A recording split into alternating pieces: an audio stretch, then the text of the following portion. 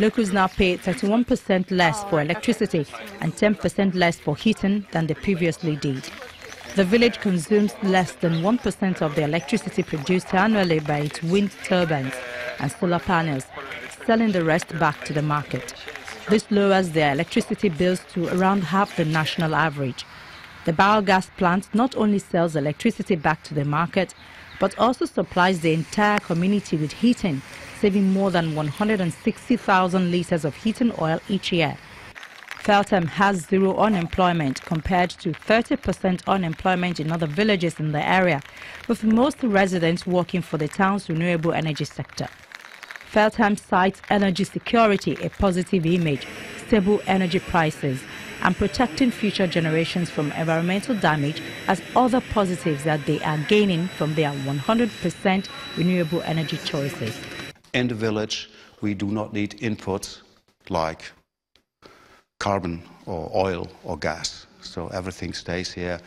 In the village, people do not have to spend their money for importing fossil fuels, and the money stays here and is paid up in on the payrolls for the farmers' cooperative, of course.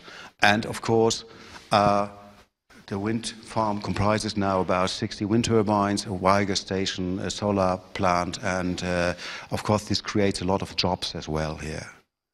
Many people here work in a farmers' cooperative who produce the maize and the rye and the slurry for the biogas station, but we do also have many people working here for the maintenance, for the technical and administrative maintenance of the wind farm. So there you can see that the energy transition in Germany is taking place on the countryside, and it creates jobs in the countryside if you do it in a clever way.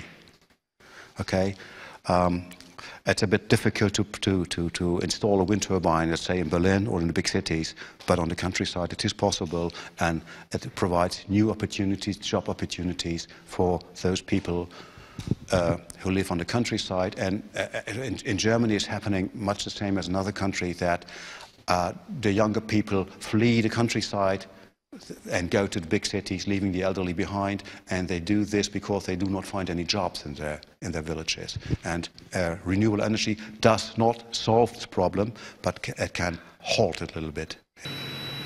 Experts say what is special about the Feltham concept are the separate grids for district heating and electricity supplies, through which the heat and electricity produced locally are fed straight to consumers. This saves costs and achieves independence from the grids of conventional power utility companies. The idea that an entire community could be completely powered by renewable energy seems like a pipe dream to many, but not to the residents of Feltham. The energy produced here does not run into the village because we just don't need it. We have lots of energy, we have a surplus here. The energy produced here is also fed into the national grid and runs through Europe by the TSO system all over Europe, from Finland to Portugal.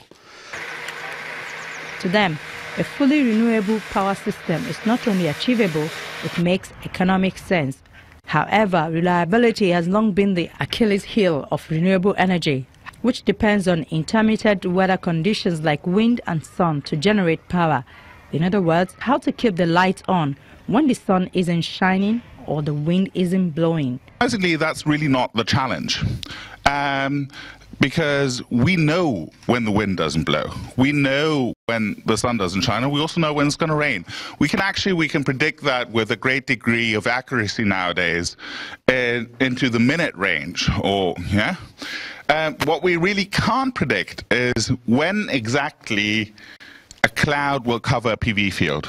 What we can't predict is when exactly a gust of wind will make a wind farm turn faster, or even more importantly, when exactly a huge storm will be so strong that the wind farm trips and goes from producing at maximum capacity to zero. And this is the sort of short-term intermittency and volatility that's really the biggest challenge. And that's really why we started looking at the batteries, and that's where batteries really come in, and because they can even out this very, very short-term fluctuation even much better than this mechanical unit.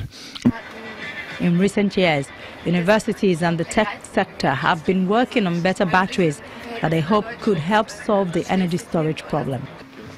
Unicos is among the companies that purport to be able to create 100% renewable energy systems, thanks to the robustness of its smart bi-directional inverter, which eliminates the need for a fossil prime mover within a microgrid, and to careful selection of appropriate energy storage technologies.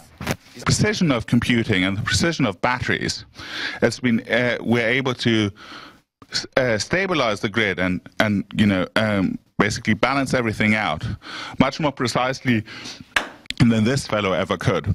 It doesn't mean that we don't need this fellow. We will, as I said before, there are periods when the sun doesn't shine and the wind doesn't blow.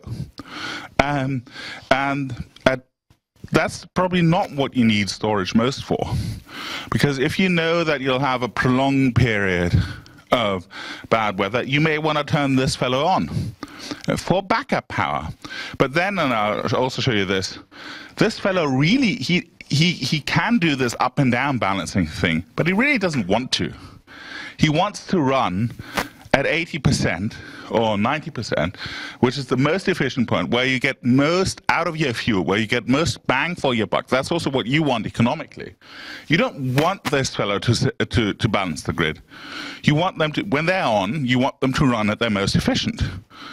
So you want the windmills to run at their most efficient, you want the solar mills to run at their most efficient, and you need one thing to keep it all in sync, and those are the batteries.